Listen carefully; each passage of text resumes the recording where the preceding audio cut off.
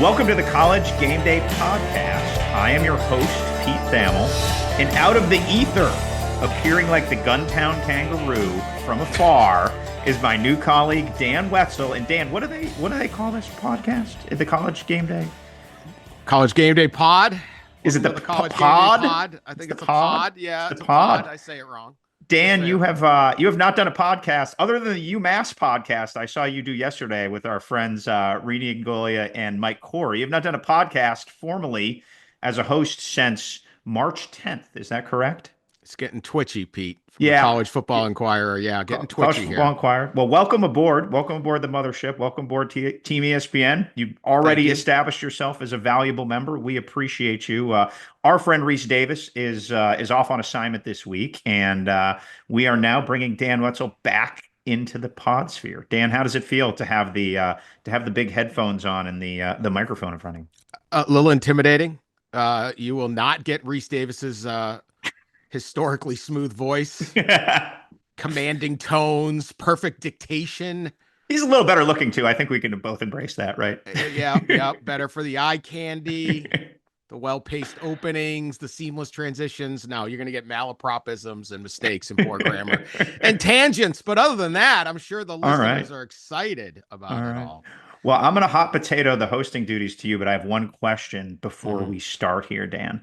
In the almost 2 months since you have last done the pod, which ridiculous gambit that you established in that pod did people miss the most? Was it Fat Bear Week? Was it animals attacking? The Guntown kangaroo was always a favorite of mine because it would just pop up in Mississippi. Anything, as the fans have clamored online, which ridiculous gambit did they miss? Well, there's a lot of them. They're on edge. There's no question. The College Football Inquirer fans, they miss not my football breakdowns or me yelling at the people. Well, they wouldn't miss them, Dan, because you didn't do them. Yeah, that's true. My rants at people running the sport, maybe. There's the Iowa water quality competitions. There's the chicken sandwich wars. There's all of it. But the animal attacks are it because someone has to keep the public alert. And I feel I think the lamestream media is not doing enough on this. Do you know there's a zebra loose in Nashville right now? I did not know that. Oh, yeah. How would I have known? Now the guy got a pet zebra last weekend named Ed, and Ed got loose the next day. Now it's legal to own a zebra in Nashville.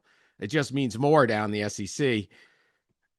But you really should, pen that thing up, man. He's been running around causing traffic in Nashville and Murfreesboro, which already has too much traffic. Then there was the tractor trailer in the state of Washington, go Cougs, that tipped over carrying a bunch of honeybee hives. And the New York Times originally reported 250 million bees escaped. 250 million. That's a lot of bees. That is a lot of bees. Quarter billion bees. They then retracted it. One of the great New York Times retractions of all time. It's only 14 million bees. They got bad info from the bee counter, the government bee counter. Now, I don't know how you count that many bees or any. The highest I've ever counted on bees is 3, and then I go the other way. Yeah, that's a swarm. But how do you miss by 236 million, Pete? I don't know. I am worried that young Teddy Thamel, who's very into animals right now, would want a zebra as a pet like that. The fact you can do that. Yeah, I will not do it, I can assure you. But I do go away for 20 weekends a year and things appear in my house when I do. So I just don't want to come back home from Tuscaloosa some Saturday night or Sunday morning and find a zebra in the garage. Well, half of Tennessee is looking for the zebra and they can't find them. So you don't want that smoke. No, I certainly don't. Teddy's especially into bears right now too, although he does say bears don't live in the city, Data. So we at least have some boundaries there. So I wanted to ask you this. Yeah. Okay. So last Friday, you were at the SEC meetings in Destin. Sure was. I could see your tan is tremendous. Good job. Yeah, I didn't really get outside very much. I'm not going to lie. I'm not the boss, Pete. You don't have to say that. It's just a secret between us. No one else will hear it. So in a classic moment, the SEC last Friday put out an information packet or a position paper or a propaganda piece or whatever you want to call it, titled A Regular Season Gauntlet. The regular season gauntlet. And it took metrics and data and all this fun stuff and made the case that an 8-game SEC schedule is more challenging than a 9-game schedule in any other league. And it showed that the league only has 2 teams that historically rank outside the top 50 in the country in strength of record and SP plus and various things. It looks like Vandy was getting anonymous stray there, but that's another discussion. They're improving. But this all comes on the backdrop of the SEC seemingly wanting a 5 automatic bid, 11 at-large playoff field, and wanting a better selection committee that respects the gauntlet, and the Big Ten seeking something else for 2-2-1-3, which is quite a thing that only college football could invent, and people actually understand. There's enough people nodding their head; they know what that means. If you don't worry. What did Can I you just think? stop you here right here? Like the 4-4-2-2-1-3. So I live in Boston. You are from Boston, right? Yeah. This is 2 more people from Boston that should be hosting a podcast about college football, by the way. But I will say this: I have a unique perspective where the people I run into and talk about sports with view college sports very casually, right? Like they don't view them. This isn't like they're not like BC getting that 3 technique from Catholic Memorial. Like they're like, oh, I like Notre Dame because my mom's Irish, right? Like it's just it's a different vibe.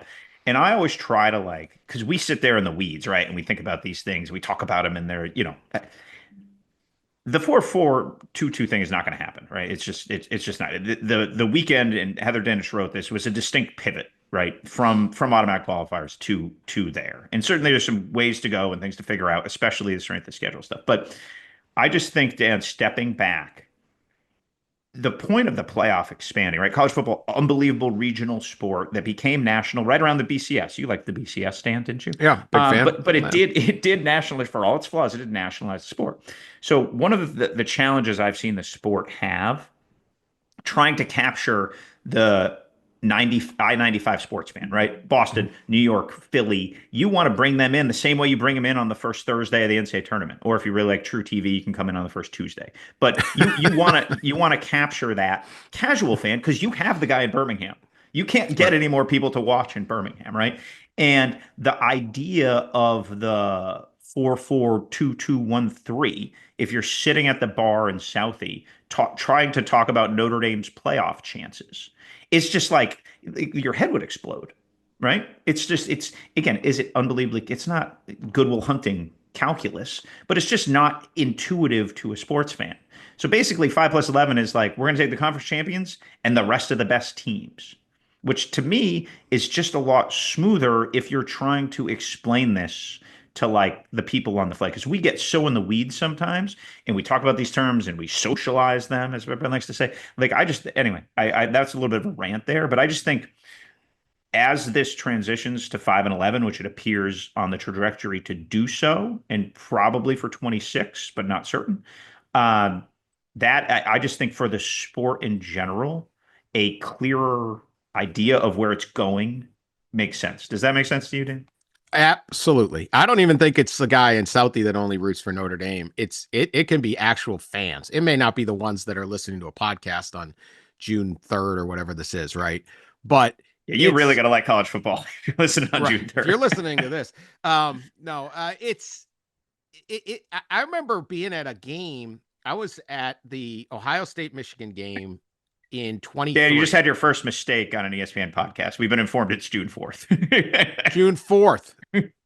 See, Reese would have known this. Yeah, he would have known. Reese would have known. Yep. This is why Reese is Reese, and this is why I'm the backup here.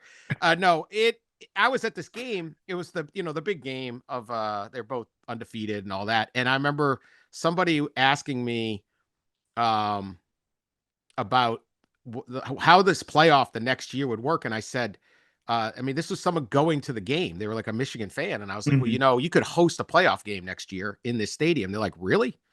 And I was like, wow, like the college administrators they love the weeds. They love position papers, white paper. They like committees. They like rules about committees. They like They like committees about committees to set up rules. committees. Yeah. Yeah, committee about the committee to make the rules for the committee, all of that stuff. And so when they're talking 4-4-3-2 or 3-1, whatever the heck it was, okay, and or this other one, okay, we have a 16 team playoff. Firstly, I want 12. I don't even like the 16, but whatever. They're not listening to me. One plays 16, two plays 15. Like, let's have a double bye. Let's do, and it's like, dude, you guys are messed. This is why the NCAA basketball tournament, which we may talk about later, when it was 64, it was perfect. It fit on I know people don't print out a piece of paper anymore, but it fit. It just was like, oh, I like having a piece of paper, by the way. I do too. It used to be great. Just hag it up on the wall. Right. Yeah, you see it all in one place.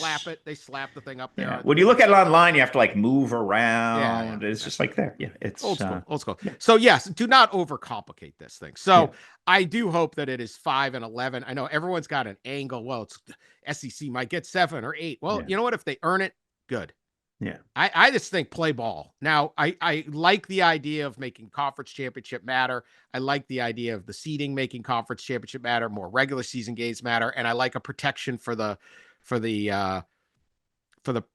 group of 6, I think we're calling them now. I think we're up to 6 again. That moves like the 30-year yield I don't never know quite what we got. But although I think even if then, like, you're probably going to make the top 16 if you're deserving of that. But just doing that's fine. Let's play ball and keep it simple. I don't really worry about whether one league is getting a slight advantage or not. But the leagues do, and that's really the issue here. Yeah, I think the tension here is going to be how is the strength, and then we're going to dive in the weeds now. Like, get to the diving board. We're going to go in the weeds now because when this goes into place is going to be predicated upon how quickly they can quantify strength of schedule. And look, Greg Sankey's a very bright guy. He's a very good administrator, and he's a very intentional guy. The moment he started talking about 5-11 on the podium in Destin, it was very clear that there was probably going to be a shift from AQs. And he also never publicly endorsed AQs. He talked about them in meetings, but he never came out and said, this is what I want, where the Big Ten's position was very clear. So I would think what did they call the paper? The gauntlet? The gauntlet. The gauntlet, yeah. So the gauntlet wasn't just like on a whim in Destin, like somebody had happy hour, like, yeah, let's print the gauntlet. The gauntlet was setting up how we're going to lead the conversation, we being the SEC, into strength of schedule and the metrics that go into it. Now, here's one thing. Again, Reese and I say this all the time on this podcast. We don't root for anybody. We don't root for a league. We root for the sport, right? Like we root for good games. Like we don't want Citadel playing Clemson. We want Clemson playing Georgia. Like we want the sport holistically to be whole and healthy. And that's sort of the guiding light that we want. So if putting in strength of schedule metrics means we will not lose Tennessee, Nebraska, and we can keep, like, if you look at like Oklahoma's non-con, they have like Michigan, like they are fighting brass knuckles. We want those games just generally. Like we just want really good non-conference games. And we can talk a little bit later about Big Ten SEC because that's a ripple down the line here. But I would think that if you put in these strength of schedule metrics, people will not be afraid to play. One of the, I think, more powerful things Sankey said in Destin, Dan, was we don't want to incentivize people to not lose. Like losing was guiding the light. And that is going to be a paradigm shift, though, because college football has always been, because remember, it was perfection was almost demanded. And that was one of the beauties of the sport for a century. And now we're shifting here, and 9-3 is okay. Like you're gonna play in the wild card. The Jets are gonna play the Dolphins, right? Like, and that's a seismic shift in how the sport has been thought about and operated. So I just think where those go, and I'm not going to sit here and be like, oh, they're going to use the Massey Index. Remember all those BCS formulas? Yeah. Dan wrote death to the BCS, so you can tell his feelings on that were unambiguous. But I can't tell you what they're going to do with strength of schedule and how it's going to be valued and how that will be quantified to change that. And it's actually a really big challenge. Like if you're a weeds guy, how do you shift a mindset and how do you statistically quantify wins is, I think, a very big shift for the sport and very important. And we'll let the really smart people. Bill Connolly comes on this pod a lot. I'm like, we'll just Mhm. let Bill handle that. All right, Bill knows the math. He has the formulas. Does a great job. But I do think that is going to be the tension point going forward here. I'd love to have someone like Bill as a committee member, right? Sure. Somebody coming from that angle or some different angles. You look, the sport's best when it's healthy all over. It's why conference Correct. realignment, the loss of the bat, if you really love the sport, you love all of it. Hmm. And you want that those days when there's 80 or 90 games on Oh. a Saturday, and who knows where the upset's going to be, and you know what Hmm. it means if the Citadel were to beat Clemson or something like that, or what these moments mean.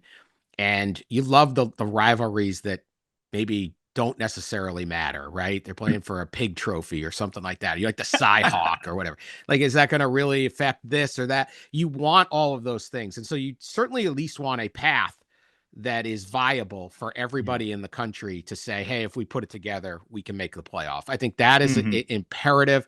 It can't just be top heavy. You can't just sit there and say, oh, these are the only good teams. Upsets happen. Uh, things happen. So, but I also agree, you got to protect those rivalries. I mean, we're looking at Yeah. Notre Dame USC, right? That may go Oh. away. That started in 1926, and they've played every year except for a couple years during World War II and the pandemic. And Hmm. this rivalry is so old, they almost didn't start it because train travel took too long. It took days to get the Yeah. teams back and forth. Like, that's how old it is. And Hmm. the idea we might lose that, to me, is the original sin is conference realignment. Yeah. Now, because USC's got to be sitting there saying, look, we got plenty of big games in the Midwest now. Hmm. Not a big deal anymore. We don't need Notre Dame. We got half our schedule is going up there. We'd rather stay home or go play Arizona or something like that and get more out of that. So these potential losses of series is what's scary. And I think the strength of schedule argument has to try to at least encourage it. We don't want to see Tennessee, Nebraska get canceled. Yeah. And specifically on Notre Dame and USC, that would be a giant loss for the sport. Like that would be a huge loss for the sport. And I do wonder if the outcry shaming USC for pondering losing it will win out. Because look, there's no more pro market than LA, right? Right. And people in LA are not excited when Purdue comes to town, right? Right. They're certainly not excited at the non-con USC has right now outside of that. And I think this was a Lincoln Riley overreaction to having to play LSU and Notre Dame last year. Right. Now they won the LSU game, both of which happened to be very good. It wasn't LSU's best season, but that's pretty good. There aren't a lot of bad LSU teams, right? So, and worrying about the travel and thinking about that, boy, that'd be a tough press release to send out if you're USC when you do that, because you are just waving the white flag and putting yourself in the fetal position and saying we can't compete like we used to. It's simple, right? We can't compete like we used to. We don't want to be challenged.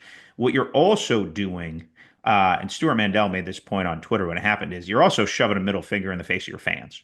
Because if you're a USC fan, that's the game you care about the most. And I would argue you care about that game more than UCLA. Right. Right? UCLA is your local rival, but your national relevance is that. Now, how do you feel, Dan, about them moving that game to the opening weekend of the year to accommodate the travel? Yeah, I get that. I mean, look, they always, if USC will only play Notre Dame earlier in the year, right? Because Yes, of the weather. They don't want to correct. play late November. And Hmm. then when the game's They in flip LA, it. Yeah. it's the last game of the season. Hmm. So that's always been an interesting quirk on this. I'm not so hung up on when. I think there's certain games you can move them. Like, yeah, I would prefer Ohio State, Michigan always be the last game, but I also understand the argument of what if you go in and these are the two teams that are going to play the following week for the Big Ten Sure. championship game. And again, Yeah. these are these tail wagging the dog problems that Hmm. I that kind of, because I'd rather just get rid of the big, but like there's no lack of excitement about third Saturday in October or something like that. Whenever you play the game, so I would be fine earlier in the season, whether it's opening the season. If that's what it has to take, that's what it has to take. I mean, you can't just sit there and say, well, this is how we've done it for 100 years. Nothing changes. I Yeah. understand that argument, at least. If that's what maintains this game, it'd be important. Can you imagine if that game became a week zero staple? There you go. If they just and like it kicked off the season, it would be a sensation because it's interesting when you go to value of games and conferences and all this stuff, and like we're in like the mode of like TV deals, Pac-12 deals coming down soon. Like, you talk about value, like that singular game value, just that one game especially if it's in a spot where it's going to be a little bit by itself. I mean, look at the rating that Georgia Tech, Florida State did last year. And it was a great game, it was a tight game, it was an upset. Imagine imagine that game as like a kickoff to the season. It would be a monster. So I have no issues with if I am empathetic to USC's desire for it to be moved to accommodate some travel stuff. I have no problem with that. The big game week 1 is Ohio State, Texas. Texas visiting Ohio State. Now, yes, the big issue here is the time of the game. Noon has become a 4-letter word in the state of Ohio. Ohio State fans hate noon. They play too many times at noon. And this game is Saturday at noon. And so there was a offer made to move the game to Sunday night. We'll get to Texas's response to that. It's not going to happen. They're going to play it Saturday at noon as is contractually. But how big they hate noon. There was a representative named Tex Fisher. Now he's from Ohio, but he's represents the suburbs of Youngstown. He put a bill in to revise state code 3345.89. You familiar with that code, Pete? Yeah, very, very. Okay. I mean, that's why you're the best of the business. That's why you are college football's best reporter. You had studied up on your codes of Ohio. It is hysterical. This is not the same guy who proposed that it would be a felony if you planted a rival flag in the middle of Ohio Stadium. Remember that one? After the Michigan. I do. I do. That did not get out of committee or whatever they do. Upset. That didn't make it. But anyway, Tex Fisher, he has this thing, and it says no college football game played in this state shall commence prior to 3:30 p.m. He's trying to ban all noon games. However, he has some carve-outs. But it's only applicable if one competing team is the football team of a state university. So private, we can't have government in the private business.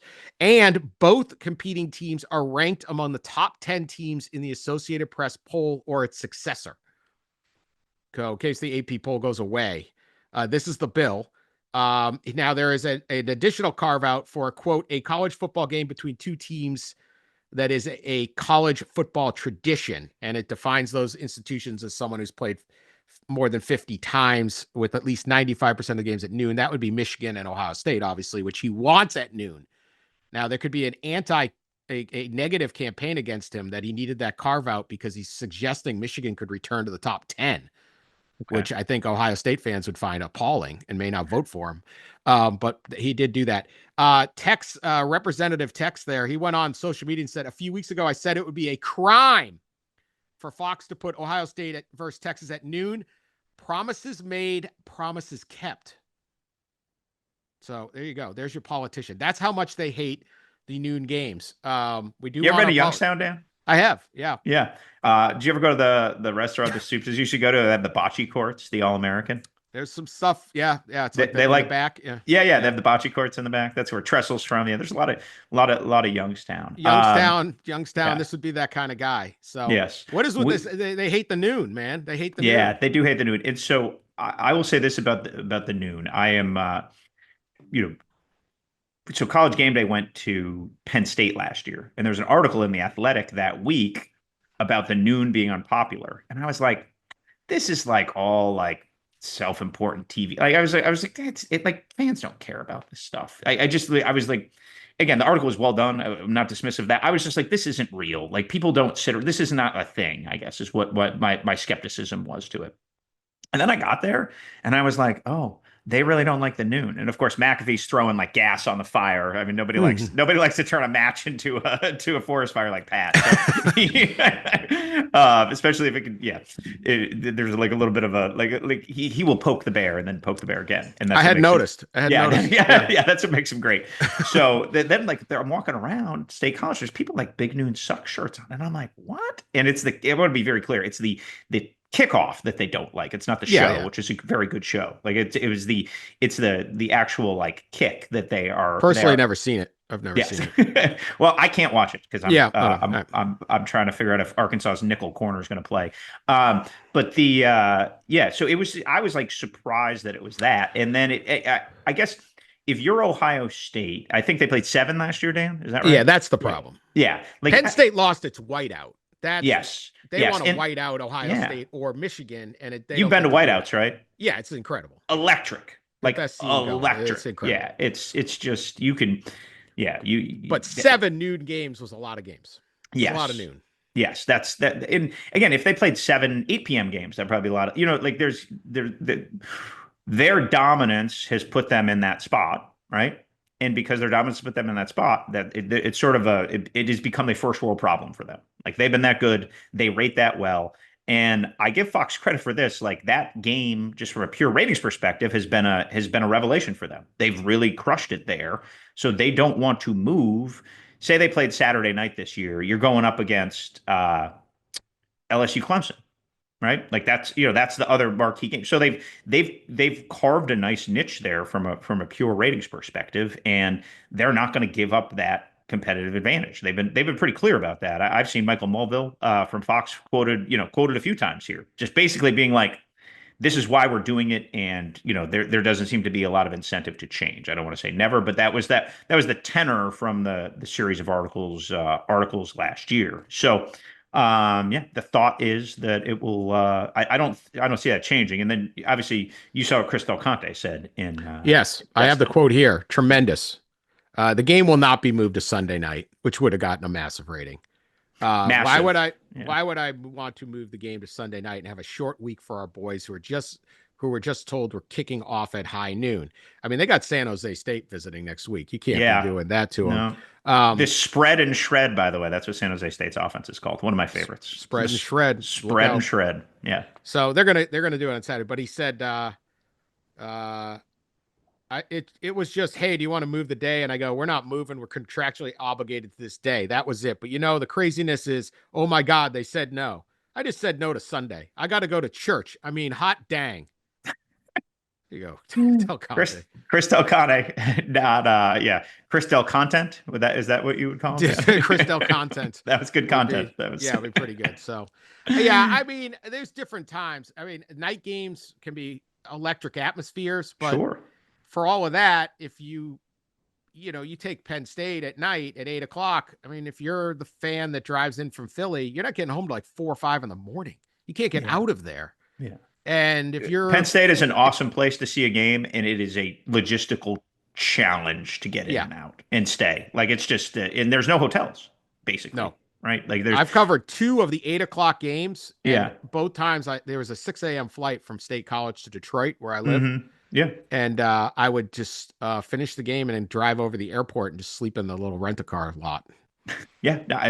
Makes you homeless. Yeah. Yeah. No, it's better than drive to Harrisburg, whatever. Yeah. So it's like, there's no way in and out. So you don't want them all at noon. Noon is hard to get high school players there for recruiting. Yeah. Especially if they're playing a Friday night game. You can't fly them in. It's more local. Sure. 3:30 is kind of perfect. But obviously, there's only so many games can be played. So it's a thing. But man, Ohio is not into noon. They don't like noon. No, they do not. They do not like noon. Let's it's an ongoing saga. So let's keep track of that bill and see if it gets through. Yeah, good luck. Promises made, promises kept. I mean, we want that out of our politicians. All right. Speaking of Ohio State, let's talk about the Michigan case, because anything Ohio State involves Michigan and vice versa. There is an NCAA Committee on Infractions hearing scheduled for June 6th and 7th. This is the Content Stalions affair, Connor Stalions advanced scouting operation. I believe it's just that, or are we fully litigated on the quote unquote just a cheeseburger case? Again, college football with its parlance is just phenomenal. What a nutcase sport this is. I believe we are fully litigated on the and that was COVID illegal contact during the illegal contact, yeah. Which, by the way, it's 2025. Like, so COVID was 2020, if I remember right. Thankfully, we're not doing that again. And I always thought that was actually a much bigger deal than people pretended. If you're not allowed to meet with a recruit, and then you meet with a recruit, like this is a penalty in the NFL. You lose. The NFL takes this stuff very serious. Yeah, I always found the idea of brushing that aside, I may not have been as outraged about Connor Stalions as others, but I found that one to be much bigger deal and this one to be less of one. But And then anyway, Harbaugh lied about it. That's what kept it oh, going. absolutely, yeah. Yeah. And then they found the cheeseburger, and Harbaugh. I miss Harbaugh because he was great color, but Oh, I think I can predict one thing that'll come from this hearing, this meeting penalty. We will not be seeing Jim Harbaugh back in college football. He will get a show cause on this. Connor Stalions will get a show cause, but they're having their hearing, and then there will be the NCAA would have 45 days to issue a ruling. Perhaps we might actually get this done. I'm sure there's some appellate process. You and I reported last month that Michigan is offered up the suspension of Coach Sharon Moore for the third and fourth game of the upcoming season, which was fun because the second game is Wolverines at Oklahoma, which is his alma mater and where he played offensive line. So presumably he wants to coach that game and would rather miss the next two games, which are Central Michigan and Nebraska. So he is accused of deleting 52 text messages, 52 in a thread from Connor Stalions. They were able to retrieve the text. Lesson to everyone: deleting the text mean nothing. I don't even know if we should call it deleting, if you can still find it. But there was nothing incriminating on this apparently, but there's nothing that shows, like, there's no text that says, hey, make sure you get your college buddy over to Ohio Stadium Saturday and film the sidelines. So there's nothing really that says Sharon Moore knew. However, Michigan obviously thinks there's enough here that they're going to suspend it for 2. What do you think the potential penalties are going to be here? I don't think there's a whole lot of Michigan's defense is going to go very well, but what penalties do you think are possible? What's the latest you've heard on this? sure. So we'll start with Moore. The 2 game self-imposed. When you're negotiating, you don't like do too much, right? So like there's clearly that's a signal from the other side that the NCAA/committee seems like thinks he should be suspended for more, and they're trying to it's a negotiation. They're going to meet in the middle. So the most important thing that I don't think has been talked about a lot with Moore's potential suspension here, Dan, is that he would also have to miss practice those 2 weeks. Right. Yeah. Like I've talked to a couple of coaches about this, just sitting around shooting the breeze. If you said, hey, you can coach practice all week and not coach the game, or coach the game and not practice all week, they would clearly coach practice all week. Because that's when you're putting everything in. The game is just the calling of the plays. And it's obviously still important to coach the game, but given the choice between the two, it's not that. And back in the day, like 10, 12 years ago, I remember Jim Boeheim got suspended at some juncture at Syracuse, and he had to miss practice. He was just like gone for a while. And there's a difference because you're not developing your team in that. That changed. Harbaugh, for those 3 games that he was suspended to start the year, the NCAA suspension, not the Big Ten one, at the end of the year, he was around until like I think it was like midnight the day before, something like that. So he basically did all the things and didn't do that. So it's reasonable to ascertain that they're Michigan's going in low with the 2. Now, whether he actually ends up missing those 2, whether that's accepted, whether they do more, there's a lot of variables here. That is more like a negotiation point than an actual like this is definitive with the third and fourth game this year. And it was hard because they didn't know. Nobody knew what was happening. It's such a rare scandal where the scandal broke as the investigation broke. Yes. Usually there's an investigation and the NCAA would come out and say, you guys bought these 3 players cars. And then everyone reacts. This was like, what is going on? Nobody knew what like, did they do this? Did they, like, even Michigan didn't really know what was going on. So there was a lot of big feelings. There's a lot of big feelings that fall. Yes. The interesting thing from the macro here with this case, Dan, is this may be remembered as like the last explosive NCAA case that we ever see. Enforcement as we know it generally is going to be shifted to the new organization with the new CEO. And a lot of that stuff is right now being socialized, to use like a good buzzword for how it's all going to work. NIL Go, Deloitte. I was told the other day that in these presentations that they're doing at these conference meetings, for example, that the deadline for the case to be decided in a student athlete is 45 days. Right. I mean, you couldn't even like clear your throat for 45 days, in this current Yeah, we'll see if that's possible. slog. Yeah, Yeah. no, and there's a lot of what ifs. I'm not going to, I'm not going to downplay that. Now, the NCAA will still have an enforcement staff. They'll do with academic stuff and, different things under their, under the purview. But in terms of, I mean, you and I have done this for a long time, and we've covered like a lot of these cases, you going back over the years. Was it Will Lyles, like all these like ridiculous characters who've come through college football, college basketball, and been in the crosshairs Love them all. of this Yeah. contractions process. Yes, My no, there people. are My none people. of them. Yeah, none of these are boring. We can assure you. But academic stuff, and there'll still be academic fraud and that type of like that's not going to go away. But the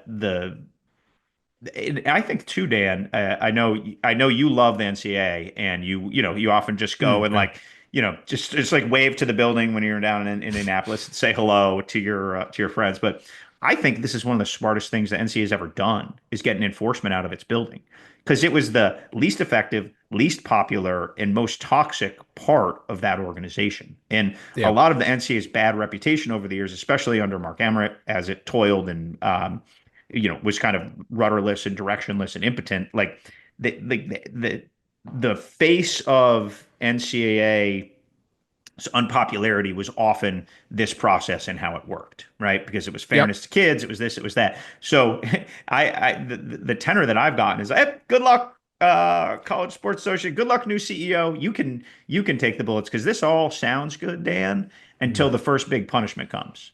Like Yeah. we know the ripple, we know what it feels like, we know how it's going to go. So there is a lot of, I think, earnest people trying hard, but there's also a lot of, wait and see from the people who've lived a lot of these cases over the A years. lot of lawyers are going to build a lot of lake houses off of this little situation coming up. Yes. Billable hours is undefeated in all of that. And yes, you're right. So we'll see how it all goes. Just a quick reminder, please download this podcast, wherever you prefer to get your podcast, or better yet, subscribe so you never miss a single episode. And we have a treat. Reese Davis, he knew better than to leave the entire show to us. To drive it into the ground. So we have a Reese Davis interview with Ryan Williams of Alabama, who is an EA Sports cover model. Do you call him? What do you call him? Cover athlete. He's the cover athlete. Okay. Yeah. He's on the cover, and he's really good at football, Ryan Williams. He's really good at football, and he's no longer 17, and Reese asks him. That's why Reese Davis is the best, right? Yes, he asks him, gets a great answer. So here is the interview. Enjoy. As I'm sure you've seen on social media, the big day is coming in early July. July 10th is the launch date for the new EA Sports College Football 26 game. And if you get the deluxe editions, you can start play on July 7th. And when you look at the cover, one of the men on the cover will be Ryan Williams of Alabama. This is a College Game Day podcast, and we're delighted to have a star receiver from the Crimson Tide with us. Ryan, what was it like? How did you find out that you were going to be a cover man for the game? I was just at home with my mom, and we were just spending some time together because that's like my best friend. And we were just spending some time together. And I got a text, and my messages, they're summarized. Like all my messages get summarized. So I got a text that said cover 2-6, and I was like, huh?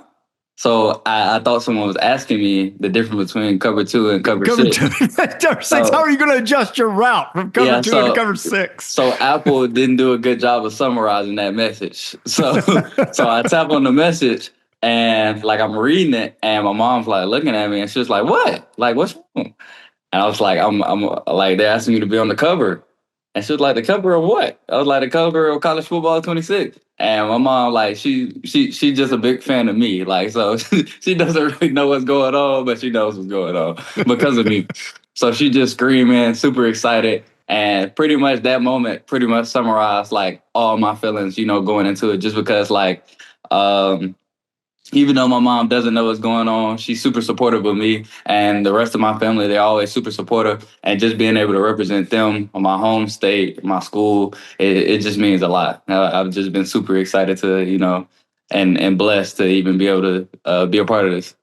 Well, was there a cover shoot? Was there a photography session, video session? What was that like? Yeah, we were out in Cali and Pasadena, and it was super fun. Got to bump into guys like Reggie Bush, Tim Tebow, Denard Robinson. I mean, me and JJ spent a bunch of time together, pretty much the whole time. And we talked about last season, what expectations going into this season, and it was just super fun just to pick everyone's brain. And there's so many elite guys in one room at one time. Kirby Smart, we had everyone there. So I mean, it was just super fun, super exciting. What was the best pose you gave them? Of course, I always got to do my pose. I did that one, and then I did this one too, because that's all my poses. I always have fun doing them. How much do you play the game? Are you a big fan of playing the game? Yes. As soon as we get done with this, I'm getting on College Ultimate Team. That's what the rest of my day consists of. A super busy day. Super busy. I got to go win some games. What's your go-to? Because I've done dynasty mode. I struggle a little bit. I think it's because I'm older. I know which receiver I want, then I hit the wrong button. It's very frustrating. I'm sure you're good at it. Huh? Yeah. I think I'm pretty skilled at the game. So it also depends on who I'm playing with. Like anytime I want to play with my friends and stuff, we play Ultimate Team just because you can do squads Ultimate Team. So we always do squads. They're very bad, but I enjoy a challenge. So it just makes it fun anyway. So either Ultimate Team with the guys, or I'm either playing Dynasty. I have a don't tell nobody, even though this is going live. Yeah. Don't tell nobody. But I have a UCLA Dynasty, right? And we're like 7-time back-to-back champs. I'm like Nick Saban. I'm gonna be honest. Like, we haven't lost a game, and I can't tell you how long. I put it on Heisman. But my players are all good now because they've been with me so long. So, I mean, yeah. Because Alabama, it's just too easy when I'm playing with Alabama. So, I had to, not too low, but I had to go, somewhere in the in-between. So, yeah. I heard last year that when Kalen DeBoer took over, that a lot of the guys went and played the 25 game with Washington to learn the offense. How helpful was that? Is that right? Is that right? It is right. It's super helpful. I mean, you kind of underestimate how similar the playbooks are on the game to our actual playbook. It's not word for word, bar for bar, and it's always different language, all types of stuff like that. But you can pretty much get, all concepts is all going to be pretty much the same concept, just different verbiage, different. So, I mean, it definitely helps. It does.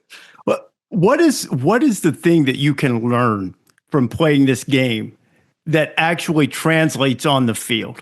Is there anything about coverage recognition, anything like that translates? Okay, so whenever you're playing a game, this is how I beat people. Because a lot of people, if I were to play you, I would I'd be in cover 2 the whole game, and you wouldn't know what I was in. It could look like blitz 0. It could look like, because my cover 2, I could do invert. I could do just flat out cover 2. And I could also make it look like cover 3. There's so many different options. I can squeeze the defensive lineman, just making it look different every single play, but it's the same play. So just being able to see all the different looks, but it's the same play, it helps you when you're in the actual game. And it just slows it down pretty much just like watching film. It's a really fascinating thing, and I know from working on it and calling the games the amount of detail, because I worked on the old ones and it was very regimented what you said, and now they're just telling you, here's the situation, talk. And it's a fascinating thing. They've made it extraordinarily realistic, or at least as close as you can get in a video game, I would think. So when you play, do you like to play against the computer, or do you rather play against one of your teammates or somebody else from some other team or some other friend? I definitely rather play against other users just because I don't really talk much smack in real life. So it's like my time to outlet. So anytime, I'll play my friends from home and I get after them. I do because I know they're not going to beat me. So yeah, we always have a bunch of fun on the game. Whether I'm playing another guy at a different school, playing someone from home, playing someone on my team, it's just a bunch of fun just because, I get to just be a different person. Well, the real person, the real Ryan Williams is a star already, and you're really working hard. I saw a clip the other day where you finished the sentence, Ryan Williams is your next Heisman Trophy winner, national champion. And you were training with a guy who's experienced both of those and a Super Bowl championship, training with DeVonta Smith. What's that been like? Just learning from a guy that's really defied a lot of odds. Like, he's an amazing football player, but he's an even better person, I say. Just because like he really embraces you. Like we were working out and he doesn't, I wouldn't say he doesn't like working out with other people, but he likes working out with certain people. So just for him to, accept me and, us being able to bounce ideas off each other and really get after it, those couple days, it was super fun and I learned a lot. And I've been applying it since I've been from there, and I'm just super excited for this season. He's one of, as you know, he's one of Nick Saban's favorite players of all time because of the way he approaches his craft. Because I'm not surprised at all to hear he doesn't want to work out with just anybody, because he's going to demand, if you're with him, that you meet his standard, right? 1,000%, yeah. What was the one thing that surprised you about the way he trained?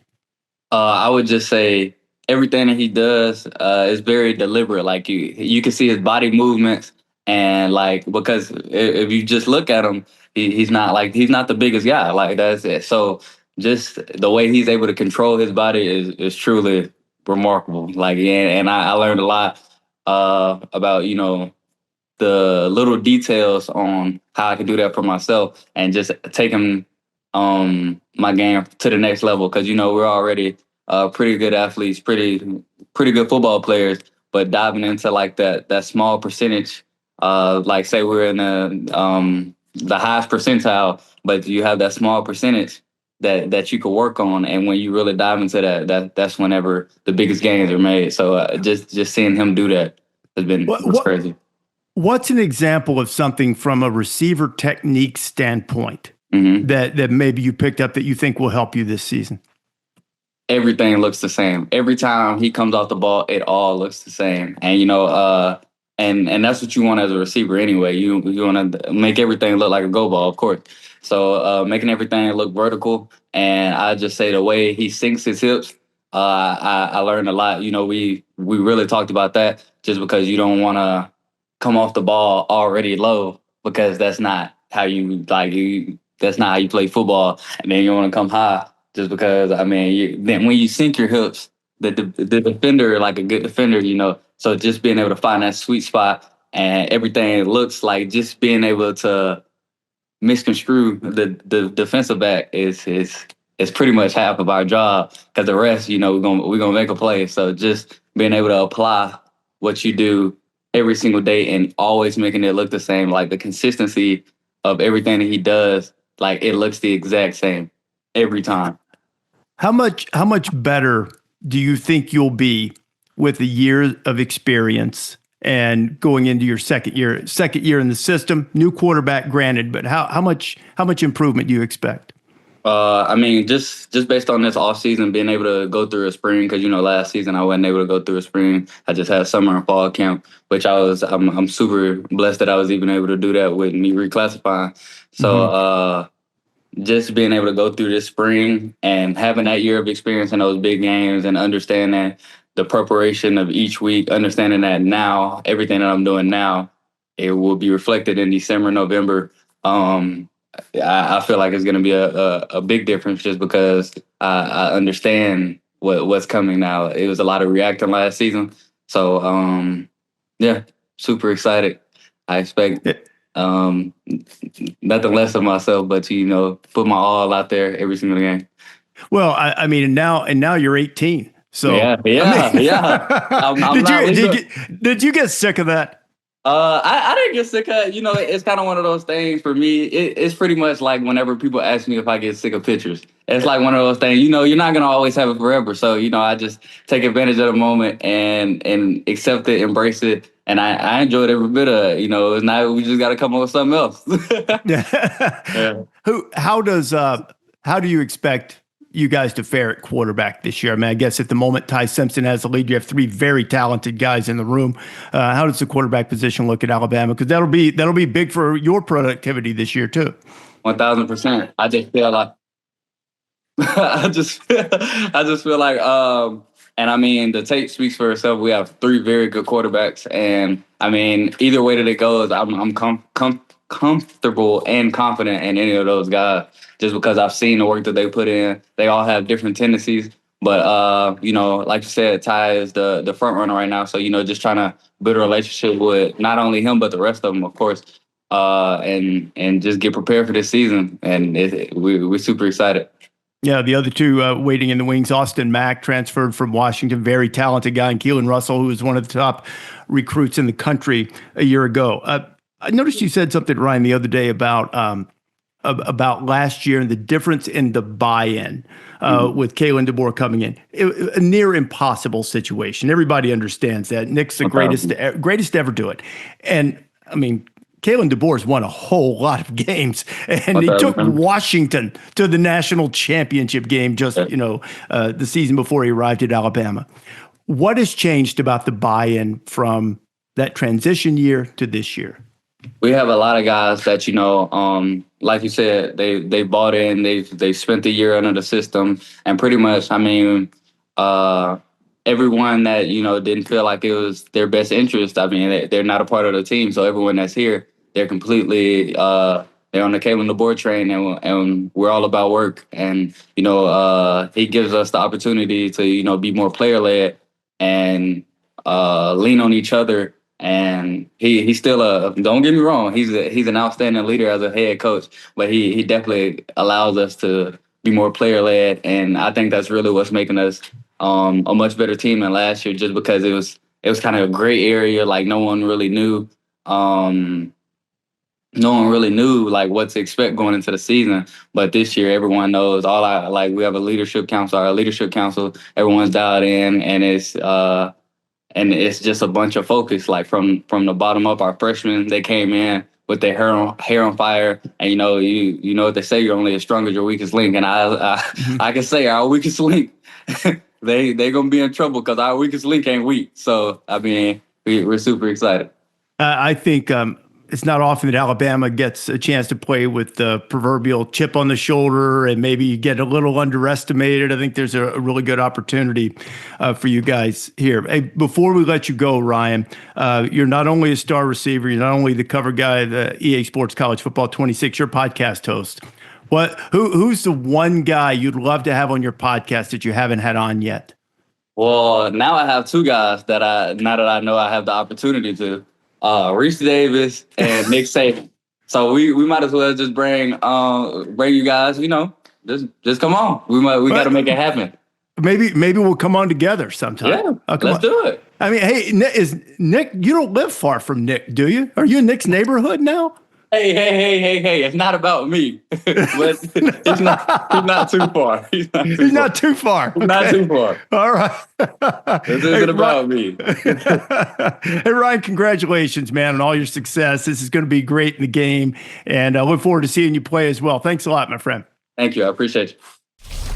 Ryan Williams, one of the dynamic young players, and still young, even though he has turned 18, in all of college football. And I really think this is sort of moving away a little bit from the EA Sports College Football 26 game and toward the 2025 college football season.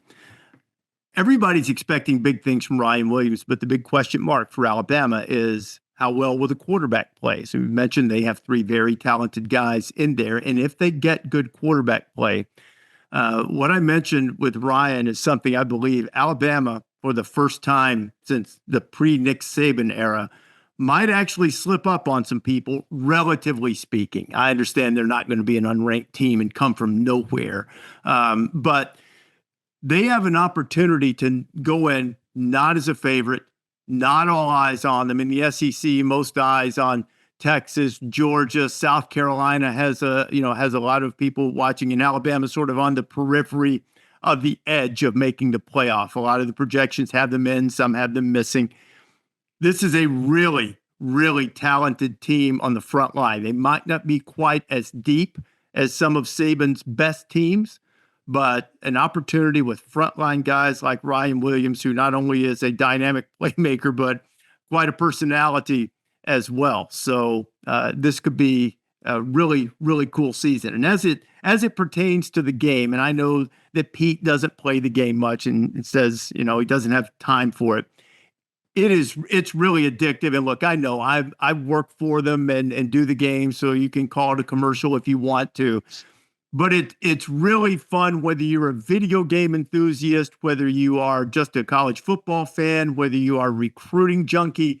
There's something to do for everybody. And unlike Ryan Williams, who is a 7-time, apparently back-to-back EA Sports national champion with UCLA, of all teams, my Georgia Tech dynasty has yet to reach that type of summit, so I'll continue to strive for that goal. But great to have Ryan on the podcast. He's going to, he said in that video clip the other day, Heisman Trophy national champion. He certainly will be a candidate for both of those things.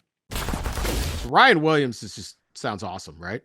Oh, man. I mean, yeah, I don't know what we're going to say about him now that he's not 17 anymore, Dan. Like, yeah, he's 18. He's 18. I wonder if on his 18th birthday he celebrated the death of that storyline. He gave a great answer, though. He said he embraced it, right? Yes. He embraced it. He dodged the question, does he live in Nick Saban's neighborhood, which is wild alone that college football players can now. I mean, hey, that dude should be making millions, right? Like, you saw it. Nope, no question. Yep. No question. There are a lot of really good, young, talented wide receivers in college football right now. Like that's there's always position groups. They come, they go, they ebb, they flow. Right now, the young wide receivers are electric in the sport. Great interview. And that's the show. Thank you for tolerating me, Pete. And Dan, we don't get a People's Court. We're not going to end with the People's Court. People's Court. I'll give you a quick People's Court. All right. Hope we don't get in trouble for going over.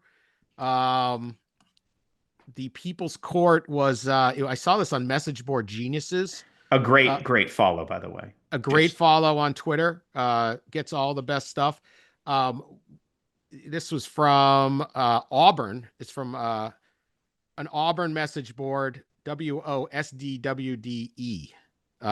So that's it. Gold member. And he had a simple question. While driving home from picking up food for the family, what is the acceptable amount of fries to steal from the bag? Just put the fries in the bag, man. What is it, Pete? So I feel like you can steal, because you're thinking like for the family, you got like 4 of them, right? I think you can steal the ones that have capsized. Yeah, and absolutely. then you can maybe like dig in too. But when you start pulling them out and then the capsizing continues, then you're just being selfish, right? Like I do feel like all the strays are yours, and those are fair game. Those are almost like the tax for going to pick up the food. Yeah. But once you actually start digging, if people notice like a chunk gone from their fries, then I think then you're overstepping your bounds. We're gonna have to call the new NIL Go court, and they're gonna come after you. I mean, it's really this is what we should get to the Supreme Court. What is the appropriate number with some guidance, some kind of, it could be spiritual guides. Anyone out there who wants to hit us up with a proper answer, go ahead, hit us on social media with that. All right. That is officially the show. We may be over. Of course, I botched the, you've had some pent up pod in you, right? I had some pent up pod. I had to get it all out. We had to get a People's Court. We had to do it. Right. Somebody catch Ed the Zebra. Please spare the good people of Murfreesboro and Nashville. But thank you for listening to the College Game Day pod here on ESPN. Please download the podcast wherever you prefer to get your podcasts, or subscribe so you never miss a single episode, particularly the ones when Reese comes back and makes this all work more smoothly. We'll talk to you later.